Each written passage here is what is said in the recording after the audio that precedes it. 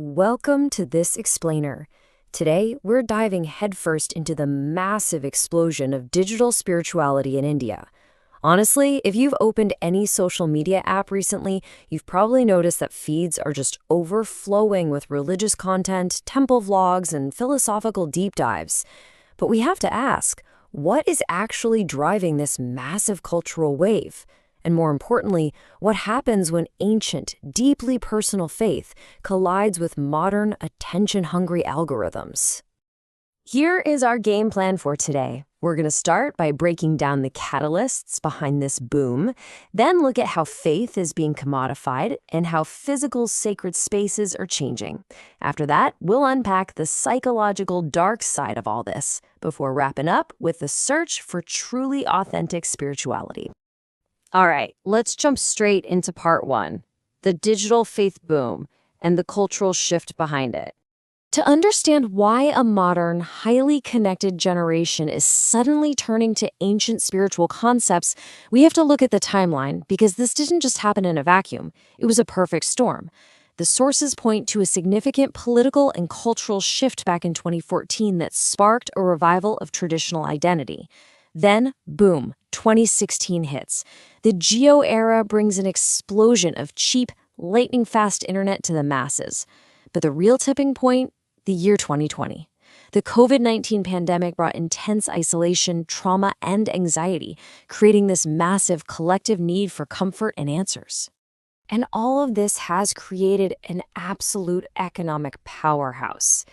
The spiritual market in India is currently valued at roughly $58 billion. But the projections for 2034 are literally off the charts, expected to skyrocket to over $151 billion in just a single decade.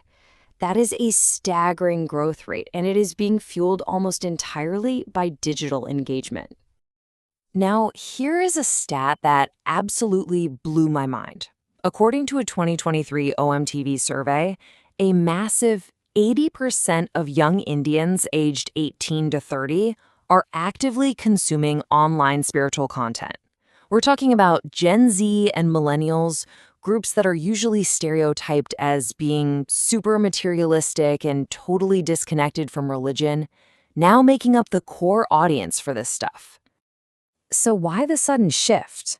Well, a study by SRM University's psychology department looked at students across 8 major Indian cities, and the results are pretty heavy.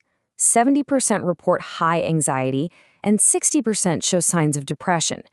For a generation dealing with all that pressure and the uncertainty of the modern job market, short-form spiritual reels offer an instant, comforting escape. It gives a quick hit of purpose that you just don't get from mindless, materialistic doom scrolling.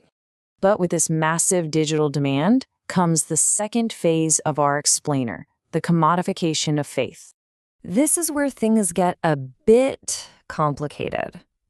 Algorithms naturally favor spiritual content because it's considered brand safe, it's family-friendly, and it keeps people watching. Because of this, some online creators are using religious imagery purely as a prop. They know that by slapping a devotional song onto a video, they're practically guaranteeing engagement and a pristine brand image, even if that online persona is a total 180 from their actual offline lifestyle. You can see this clearly in certain highly orchestrated trends. Take the Lotto Gopal trend. The sources highlight how some creators post heavily scripted videos where they artificially set up scenarios, like pretending the deity is feeling hot or throwing a tantrum, and then they film themselves feeding the idol cold lassi or gulab jamun to calm them down. Critics point out that this is treating sacred idols essentially like interactive dolls just to farm views, which is a far cry from actual quiet devotion. And then you've got the rise of the so-called fake internet gurus. The sources detail some pretty wild examples, ranging from tiny children being heavily coached by their parents on what to preach, all the under to local gang members adopting religious titles. Imagine calling yourself the king of a region, using a spiritual banner to legitimize bullying and intimidation, all while racking up a massive following. Which brings us to part 3, studios in sacred spaces. Because this behavior isn't staying confined to our phones anymore. Take the Kawad Yatra, for instance. Traditionally, this requires intense discipline, walking barefoot, maintaining silence or chanting, strict celibacy. But the modern influencer version, it's often full of camera crews, running shoes, heavy DJ setups blasting Bollywood music, and sometimes participants even abandoning their sacred vessels on the side of the road once they've gotten that perfect aesthetic shot for their grid. We're seeing this at physical monuments too. Sacred sites like Kedarnath have survived centuries of harsh winters, yet today they are battling tripod setups. Temple committees are literally begging tourists to stop filming dance trends, playing cricket in the courtyards, and staging romantic Bollywood-style proposals in areas that were built for silent contemplation. It really makes you stop and ask, are these actions actually driven by faith? Or are ancient traditions just being hijacked as aesthetic backdrops to feed an algorithm that rewards a performance over actual piety? Now we have to talk about part 4, the psychology of toxicity, which is the darker consequence of this entire trend. To make sense of this, we need to understand a psychological concept called moral licensing. Think of it like a subconscious free pass. It's when someone does something they perceive as good, like posting a religious quote, and that gives them a psychological license to do something highly unethical later.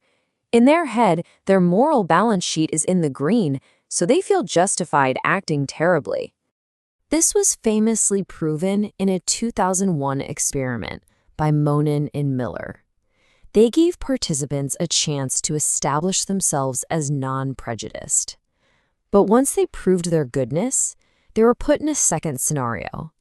And shockingly, those same people were now much more likely to exhibit biased or discriminatory behavior because they subconsciously felt they had earned the moral right to do so.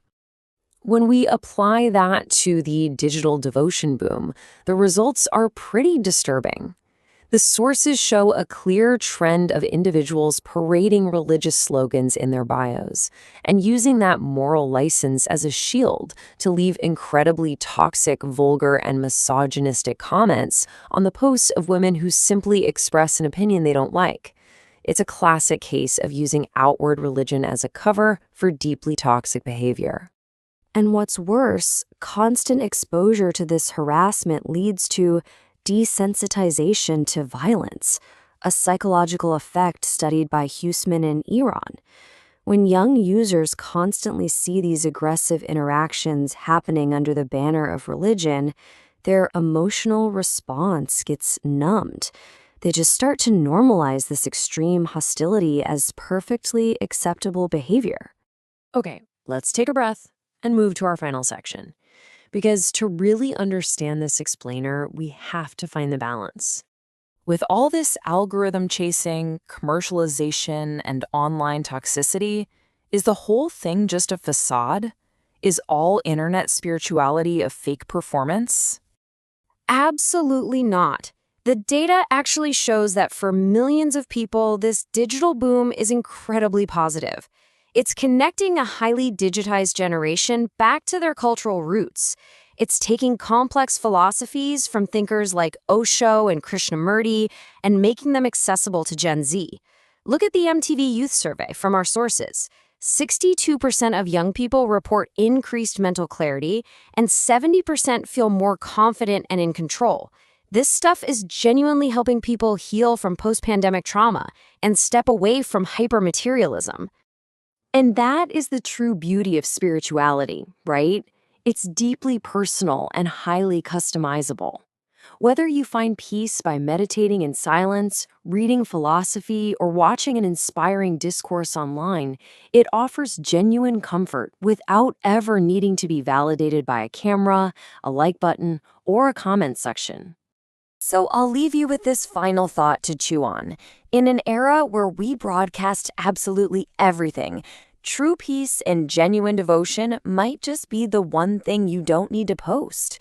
Ask yourself, when does the documentation of your faith begin to overshadow the faith itself? Thank you so much for joining us for this explainer, and we will catch you next time.